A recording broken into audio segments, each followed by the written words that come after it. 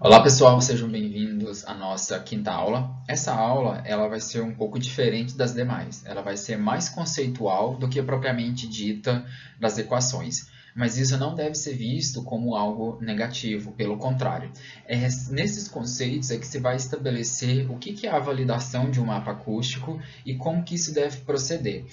Obviamente, irei demonstrar apenas uma vertente das validações dos mapas acústicos e não irei tratar especificamente das legislações de cada país, ou mesmo na legislação de cada cidade, estado ou a nível Brasil, pois dependendo da aplicação que você vai realizar, vai ter um zoneamento na sua cidade e esse zoneamento pode estabelecer níveis de pressão sonora diferentes. E nessa aula também a gente vai definir qual que é esse nível de pressão sonora e qual que é o nível de pressão sonora em termos de descritores que os mapas acústicos irão dar uma saída para a gente. E temos que tomar muito cuidado com esses níveis, pois às vezes estaremos comparando coisas completamente diferentes, por mais que seja um nível de pressão sonora. Como foi dito anteriormente, nas medições de acústica ambiental estamos interessados nas medições do nível de pressão sonora. Mas antes de chegar no nível de pressão sonora, existem algumas ponderações necessárias. Uma vez, estamos medindo a pressão acústica, ou seja, a pressão normal. Só que a pressão ela não é uniforme, ou ela não é estacionária durante o tempo. Ela pode acontecer flutuações. Essas flutuações são condições extremamente naturais. Pode ser o barulho de um pássaro, pode ser a passagem de um carro, pode ser a passagem de um avião e assim por diante. Todavia, existe a necessidade de caracterizar um único valor, ou seja, um único descritor acústico, para podermos fazer as comparações necessárias. Neste momento, é interessante notar o seguinte: temos o sinal, né? Obviamente, um sinal que ele é transiente, ele vai alterar conforme o envolvimento do tempo, ou seja, conforme o tempo vai aumentando e passando, esse sinal ele vai alterando. Todavia, como foi discutido previamente, o nosso sistema auditivo ele não capta de maneira uniforme essas flutuações do nível de pressão sonora, ou seja, a sensação subjetiva do som ela não é uniforme. Na acústica, nós existem alguns sistemas de compensação auditiva, que basicamente vocês verão que vai estar escrito dBA, dBc, dBd, entre parênteses. O que isso quer geralmente dizer? Por exemplo, o dB, que é decibel, na ponderação A, que é geralmente a ponderação utilizada na acústica ambiental. Isso quer informar que você aplicou o filtro de correção do nosso sistema auditivo, ponderando algumas frequências com os níveis de pressão sonoras maiores e outras frequências com nível de pressão sonora equivalente menor. Então, esse que é o motivo de ter esse dBA. Todavia, estamos fazendo medições ao longo de um período de tempo. Ao longo de um período de tempo, existe a necessidade de calcular uma média. Só que temos que lembrar o seguinte, essa média ela não é uma média calculada simplesmente pelo somatório das observações dividido pela quantidade dessas observações. Por quê? No nosso caso, as observações elas são avaliadas em termos do nível de pressão sonora. O nível de pressão sonora, como foi definido lá nas primeiras aulas, ele é tomado com uma escala decibel. Como ele é tomado pela escala decibel, existe a necessidade de fazer a conversão de volta para a escala linear, ou seja, em Pascal, e realizar a média lá. Então é por isso que está aqui, que é o nível equivalente. Como vocês podem observar, temos a pressão de referência. Essa pressão de referência ela foi definida naquela equação anterior, que o nível de pressão sonora é 10 vezes a pressão instantânea ao quadrado dividido pela pressão de referência ao quadrado. Com isso, você vai calcular essa média no domínio linear. E em seguida, você vai transformar novamente para o domínio do nível equivalente em decibéis. Então, esse nível equivalente ele vai ser o que vai representar toda aquela medição em um determinado espaço de tempo. Isso tem que ficar bem claro. A gente está medindo ou integrando esse sinal dessa curva aqui durante um período específico de tempo. Esse período específico de tempo ele é finito, então tem início, meio e fim. Esse tempo de medição ele é super importante, na medida que ele irá te informar as flutuações localizadas de determinado medição ambiental. Só que aí entra aquela questão, temos as ponderações do filtro para representar a não linearidade do nosso sistema auditivo. Então, vemos que vai ter que aplicar o dBA. Só que o dBA ele vai ser indicado na nossa equação, no nível equivalente, aqui dentro. Simplesmente para indicar que estamos tomando o nível de pressão equivalente na ponderação A. A ponderação B e C ela é um pouco diferenciada. Ela vai tratar sobre as condições em relação ao ruído impulsivo ou o ruído ambiental que era tomado antigamente como se fossem os sismógrafos. Hoje em dia não existe mais isso. Então, dessa forma, estamos tomando medições em períodos de tempo específicos, correto? Só que, para realizar a soma desses períodos específicos, a gente pode aplicar essa equação. Essa equação é o que ela está falando basicamente.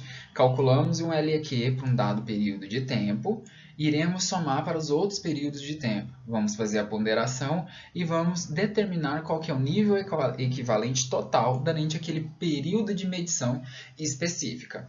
Até aí tudo bem. Todavia, nas medições in situ, vai existir a necessidade de algumas ponderações extras. Essas ponderações elas são importantes em que medida? Elas são importantes para a realização dos mapas acústicos. Por quê? Os mapas acústicos eles vão utilizar outro conceito de nível equivalente de pressão sonora. Esses conceitos eles vão relacionar com vários tipos de níveis de pressão sonora. E cada nível de pressão sonora ele está representando uma estatística daquele nosso sinal que era flutuante. Para conseguir fazer essa condensação e consolidar melhor a interpretação desses dados, eu coloquei aqui uma tabela. Nela vocês podem observar que nós temos os níveis estatísticos, que primeiro vai ser o nível LDIN, que vai ser o principal, que ele é referente a um período de medição durante o período diurno, o período da tarde e o período noturno. E cada um desses níveis ele vai ter uma hora de medição, e durante essa hora de medição ele vai cobrir um certo região do nosso dia. Ainda assim, se você está fazendo dentro de uma medição um sistema complexo, você vai querer saber a partir de qual momento os seus níveis estão saturando. Ou seja, se você está tendo uma característica de som impulsivo, uma característica de um som estacionário, isso você vai conseguir descobrir através dos descritores estatísticos L10 e L90. Que nada mais é o L10, ele vai pegar os 10% das medições que tiveram os maiores níveis de pressão sonora durante aquele período de medição. E o L90 ele vai pegar os 90%, ou seja, ele está pegando quase que todo o sinal inteiro, mas não é o sinal inteiro.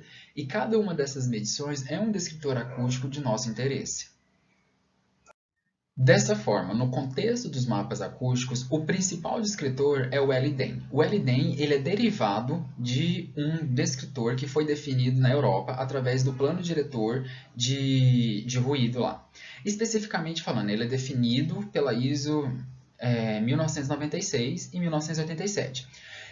Ele é importante na que medida? Que nós estamos fazendo avaliação a longos períodos de tempo e você está tirando uma média. Essa média ela vai te mostrar a descrição da evolução temporal da poluição sonora em determinada região. Então, como que ele é calculado? Ele é calculado, mais uma vez, sempre na escala logarítmica. Estamos tirando uma média durante o dia. Ao tirar essa média durante o dia aqui está se referindo simplesmente ao período de 24 horas. Isso tem que ficar claro. Só que no dia nós teremos os prazos. Por exemplo, o prazo durante o período da manhã, o período da tarde e o período noturno. Observem bem o seguinte. Temos uma certa ponderação da quantidade de horas em cada um desses períodos. E além disso, existem fatores que penalizam os ruídos nesse momento. Por que isso acontece? Se você vai fazer um mapa acústico no período noturno, o ruído noturno ele é muito prejudicial à saúde do homem. Então, por isso que você tem que ponderar, durante esse período de medição, esse ruído. E você vai tirar a média durante as 24 horas desse período de medição. E cada nível desse daqui, ele é calculado pela média do LEQ durante uma hora. Então, isso tem que ficar muito claro no nosso sistema de medição. E agora vem a questão, mas como que eu vou fazer o meu sistema? Eu tenho um sistema complexo, realizei várias medições Mas essas medições eu realizei um mapa acústico. Como irei saber que esse mapa acústico está validado? Primeiro, não vai existir uma resposta universal para cada tipo de problema. Vai depender da finalidade de uso do seu mapa acústico. Se é uma finalidade científica, se é uma finalidade de engenharia, se é uma finalidade de laudo técnico científico. E além disso, você vai ter que ponderar as várias variáveis que vão interferir nesse seu sistema de medição, no seu sistema de simulação e assim por diante. De forma geral, o que iremos fazer? Ou o procedimento padrão que muitas pessoas adotam. São dois. Vamos usar o resíduo. O resíduo nada mais é do que a diferença do valor medido e do valor simulado no seu mapa acústico. Beleza, não estamos, nesse caso, tirando a diferença logarítmica. Estamos tirando a diferença na escala linear. Por exemplo, se você mediu, deu 63 decibéis e você simulou, deu 65, então você vai tirar a diferença de 63 por 65, linear, sem ser a ponderação. E com essa escala, você vai pegar o maior resíduo, ou seja, essa maior diferença, em módulo, tanto que seja uma diferença positiva ou uma diferença negativa. Isso vai fazer diferença se for uma diferença positiva ou negativa. Se o seu mapa acústico está apresentando diferenças em relação ao valor medido positivas, quer dizer que ele está sobrecarregando ou sobreestimando os níveis de pressão sonora que ali existem. E você vai fazer um gráfico de dispersão como se fosse um histograma e vai verificar a partir de qual momento essas diferenças entre o valor simulado e o valor medido está acontecendo. Aqui a gente pode observar que poucos pontos apresentaram mais uma diferença do que 9 decibéis, né? Mas, de qualquer forma, isso não é uma representação completa do nosso sistema de medição. Você pode fazer, o que eu vou falar mais à frente, um gráfico de calibração, ou uma curva de calibração. A curva de calibração ela não é um sistema exclusivo do mapeamento acústico, ela é aplicada em várias outras áreas da ciência. A ideia básica é o seguinte, eu tenho um sistema físico e eu tenho um sistema que eu estou criando uma modelagem para ele. Como que eu vou fazer esse encontro entre o nível físico e o nível simulado? Você vai criar uma curva de calibração, e essa curva de calibração, através da análise de regressão linear, que nós iremos ver na aula bônus, ela vai te informar algumas características importantes do seu sistema. Mas tenha em condição, iremos avaliar o sistema como um todo, não uma amostra de forma individual. Basicamente, o que essa curva de calibração está dizendo? Vai ser esse primeiro gráfico aqui. Ela está dizendo o seguinte, você vai ter os níveis medidos e você vai ter os respectivos níveis simulados. A medição ela é realizada o quê? Ponto a ponto. Então, suponhamos que realizamos 70 medições. Então, teremos 70 pontos aqui. A teoria diz o seguinte, o nível que eu medi tem que ser próximo ao nível simulado. Não é? Por quê? Se essa diferença for muito grande, o seu mapa não está representando a realidade. E você vai ter que remodelar o seu mapa inteiro ou vai ter que ajustar alguns parâmetros, por exemplo, o coeficiente de absorção sonora em alguma superfície, a quantidade do fluxo veicular e todas essas questões. Entretanto, você não vai ficar alterando isso para sempre, porque senão você está criando uma condição também que a gente vai falar de sobreajuste. Estamos tentando acertar, de certa forma, uma condição que não é a realidade. Dessa forma, nem tanto você fazer uma simulação que vai ser realmente igual ao medido e ao simulado, você não está generalizando, o seu mapa não está representando a realidade. E através dessa segunda abordagem, que é a abordagem da curva de calibração, teremos alguns descritores estatísticos, ou melhor dizendo, parâmetros estatísticos. O primeiro vai ser a equação, propriamente dita do seu sistema, que ela vai te informar qual que é a dispersão relativa entre os valores medidos e os valores simulados. E além disso, teremos o coeficiente de determinação, que também às vezes é chamado de coeficiente de correlação de Pearson. Ele vai falar como que você está variando os seus dados medidos em relação aos dados simulados. Mas aí vem outra questão para complicar ainda mais o nosso sistema de medição. Lembramos, tiramos medições. Você fez medições em 60 pontos, especificamente falando. Cada um desses 60 pontos teve um tempo de medição específico e cada tempo de medição específico você ponderou e colocou os seus dados de entrada no mapa acústico.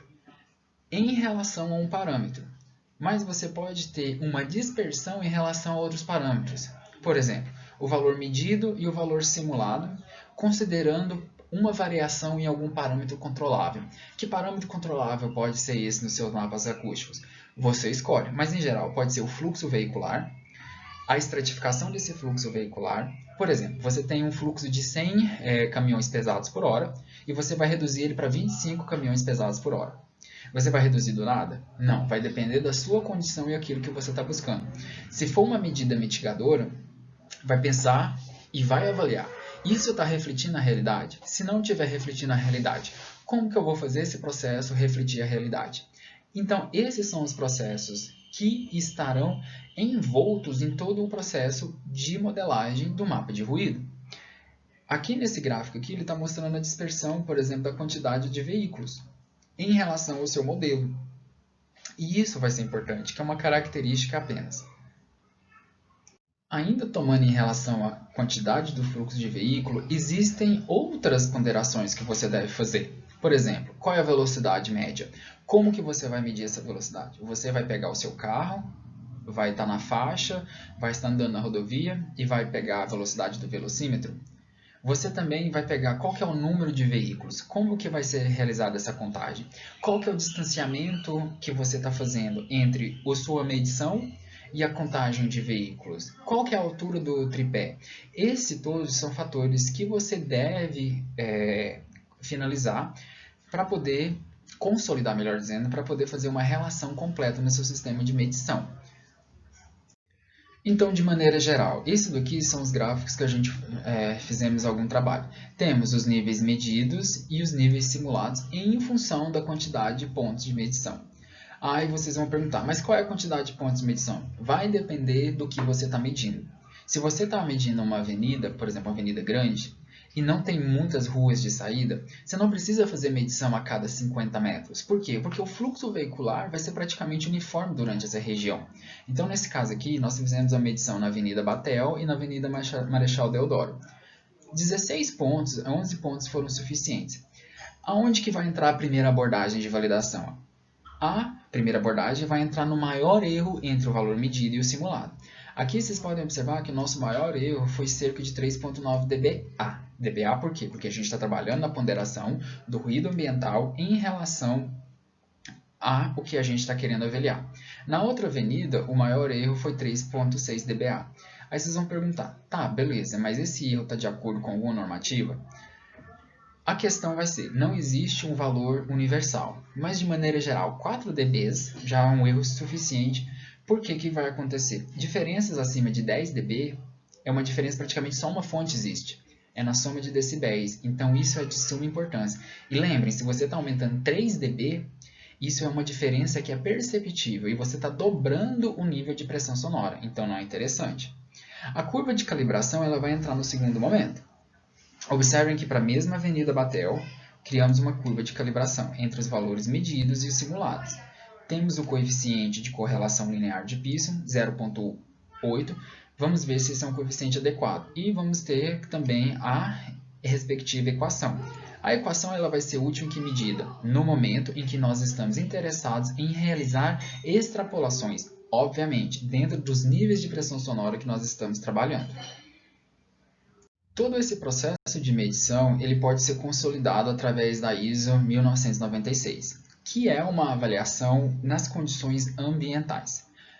Os fatores e a ordem deles não é tanto importante, mas é o que temos que verificar durante a medição do mapa de ruído. Os fatores que vão interferir, condições meteorológicas, os tipos de fontes a quais estamos avaliando. Você, às vezes, vai estar querendo avaliar uma indústria. Talvez vai ter que tirar o efeito do ruído de fundo provocado pela fonte do tráfego rodoviário. Ou às vezes você está avaliando um hospital e tem um sistema de refrigeração. Esse sistema de refrigeração, será que ele vai interferir na qualidade acústica interna? Então, isso tudo são questões que devem ser avaliadas. Mas, de maneira geral, temos a necessidade de estabelecer o objetivo principal da medição. Sempre devemos ter isso em mente. Por que estamos fazendo a medição e o que estamos buscando? Sem saber o que você está buscando, vai ser impossível realizar um plano de ação e fazer uma estratificação exata do fenômeno ao qual estamos modelando. Então vamos lá então. O primeiro passo sempre vai ser você identificar as fontes. Identifiquei as fontes. Mas o que eu estou querendo buscar? E depois disso, quais são os níveis de ruído que eu não quero medir? Que é a questão que eu falei para vocês, se eu estou medindo uma indústria e eu não quero fazer uma avaliação combinada. Eu quero separar os efeitos do ruído de fundo e do ruído da fábrica. Como que iremos proceder? Além disso, você vai realizar medições em dia de chuva? Provavelmente não. Por quê? Porque o ruído provocado pelo campo ao entorno do microfone, ele vai ser um ruído que vai interferir na sua medição. Além disso, como que você vai realizar a amostragem dos pontos de medição? Você vai separar uma área? Você vai realizar um zoneamento? E qual que vai ser o espaçamento desses pontos? Isso, então, tem que ser tomado em consideração. Além disso, o tempo de medição ele é de suma importância. Sugestão. Vocês vão sempre voltar nos objetivos do seu mapa. Se é um ruído rodoviário, o fluxo veicular vai alterar muito durante o tempo? Provavelmente não. Vocês irão verificar isso. Se estão verificando que essa condição é estacionária, ou seja, não altera conforme o tempo, talvez medições de 15 minutos em vários pontos seja suficiente. Ao contrário, se essas medições vocês verificarem durante elas que o fluxo está alterando muito e o nível de pressão sonora não está coerente, vocês irão ter que aumentar o tempo de medição e justificar isso de alguma forma. Então, o tempo de medição é de extrema importância. Você fazendo isso tudo, fazendo uma avaliação do modelo, você vai poder fazer a sua avaliação para verificar se as condições estão ok, através de quê? De um modelo de extrapolação. Isso tudo é um projeto que a gente vai falar de uma avaliação do ruído ambiental. Dessa forma, uma característica fundamental que vai ser recorrente nos nossos mapas é o modelo e o modo de propagação do som. Mas como que é feito isso? Primeiro, vai existir duas abordagens principais. A abordagem científica, que está interessada na avaliação dos métodos numéricos, e a interação, por exemplo, do tipo de geometria, dos contornos, e como que isso vai estar interferindo na qualidade do mapa acústico. Ou também a abordagem de engenharia, que é uma abordagem mais prática, rápida, que vai estar interessada numa avaliação que a gente vai falar numa avaliação completa, só que rápida. Existe um melhor do que o outro? Não, porque vai depender sempre da aplicação.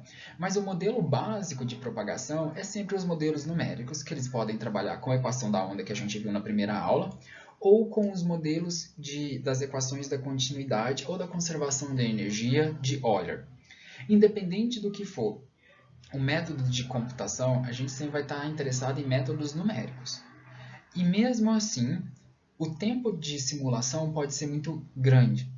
Então, é uma variável que temos que tomar cuidado, principalmente quando formos definir qual é a discretização da malha, que a gente vai falar mais à frente.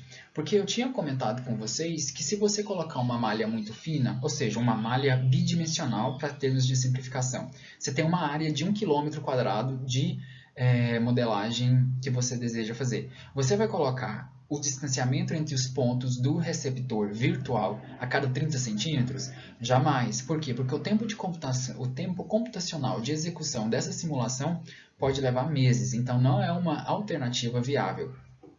E além disso, tem que ficar claro que o método de cálculo vai depender especificamente da sua aplicação.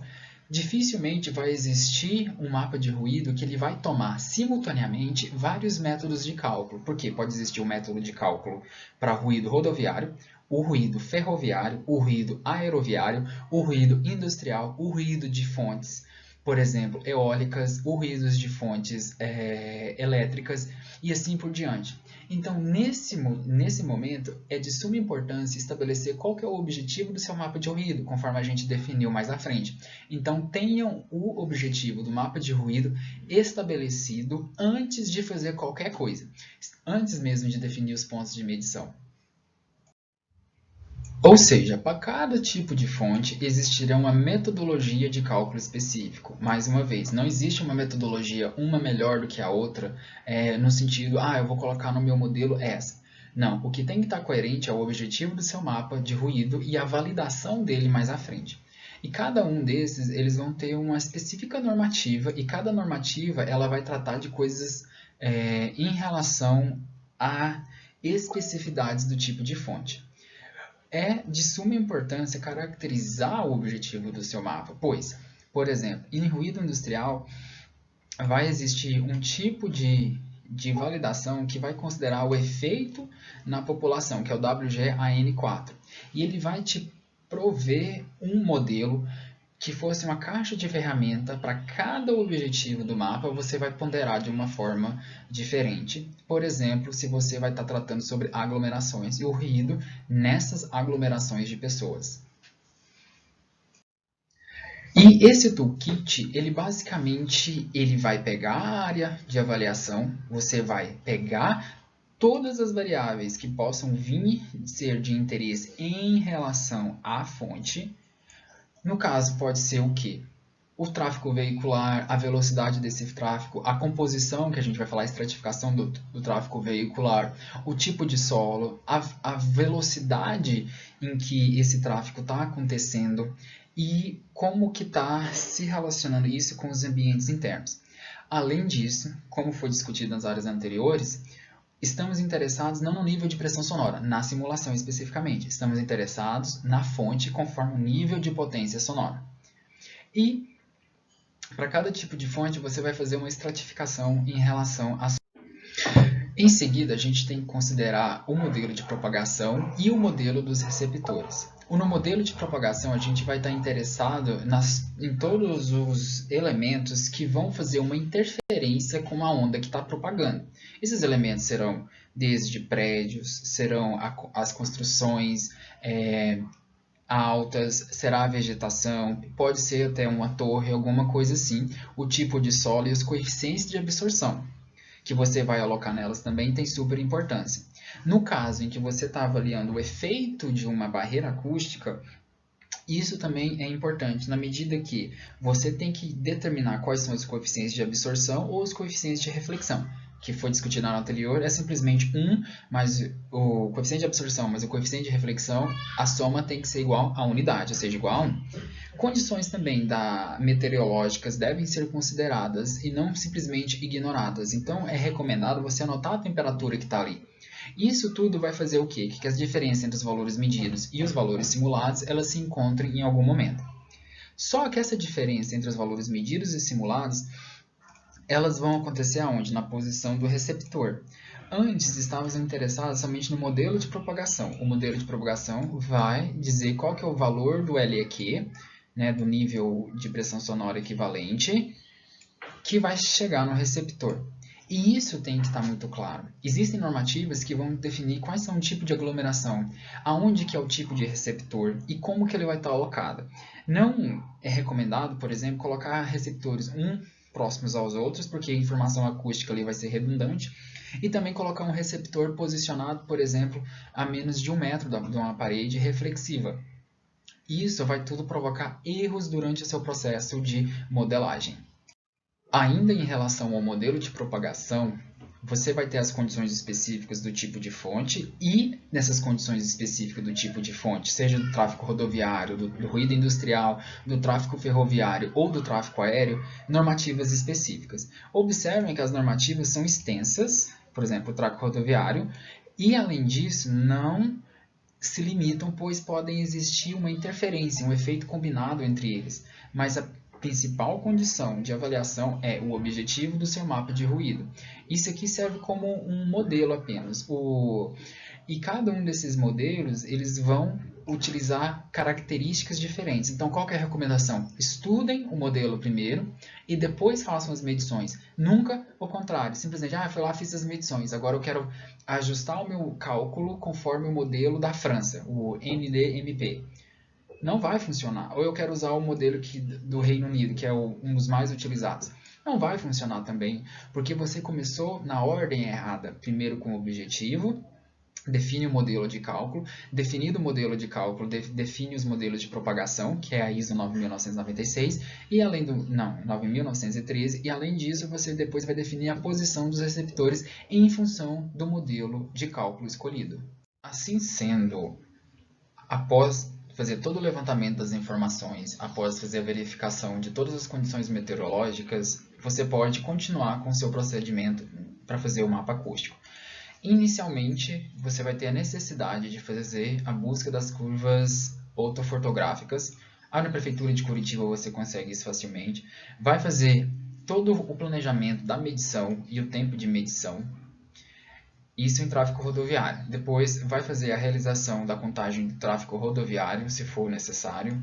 2, 3, 4 pessoas às vezes é necessário. Vai fazer o levantamento de todas as residências, fazer a modelagem dessas superfícies e fazer a extrusão dela. E finalmente colocar as condições meteorológicas daquela região. Isso tudo vai comprimir-se como os dados de entrada do nosso modelo de mapeamento acústico. Você vai definir em seguida, essas fontes, colocando mais uma vez a potência sonora, definir as posições dos receptores, definir os parâmetros do cálculo do modelo, conforme, por exemplo, o distanciamento da malha e o modo de cálculo disso. Ou seja, qual que é a norma que você vai estar utilizando para o cálculo de propagação sonora.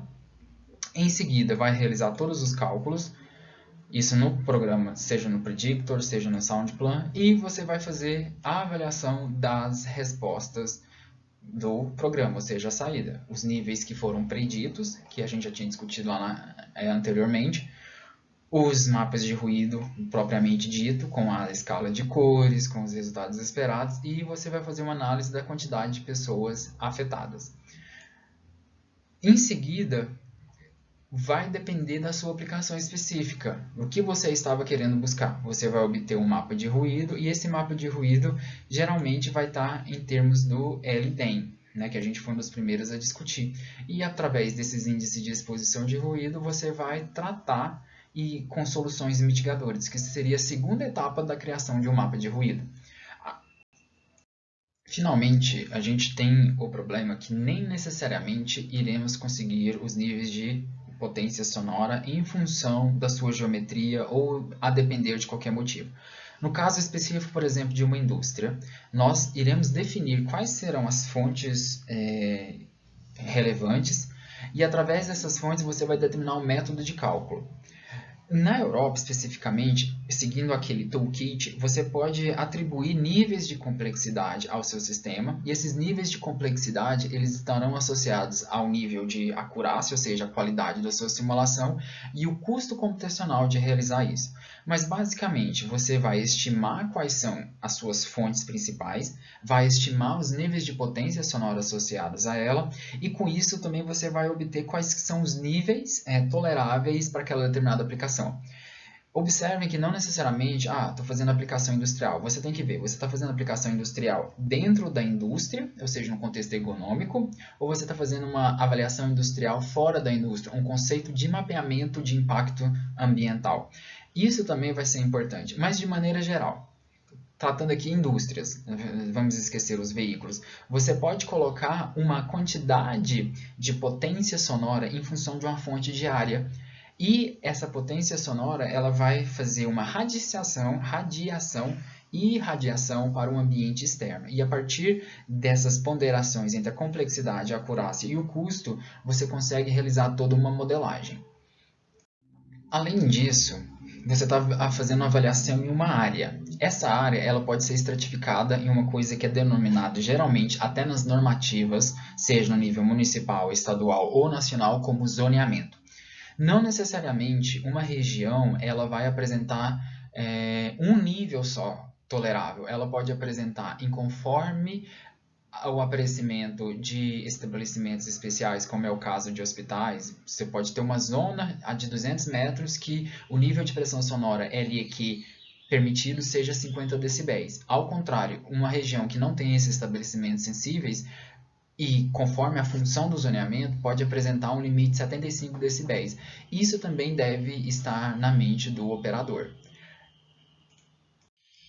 Em função do mapeamento, você vai poder descobrir uma sequência de informações úteis. Você pode fazer um mapeamento tanto do ruído urbano, de diferentes fontes, considerando o tráfego ferroviário, considerando o tráfego rodoviário, indústrias e fontes do tráfego aeroviário.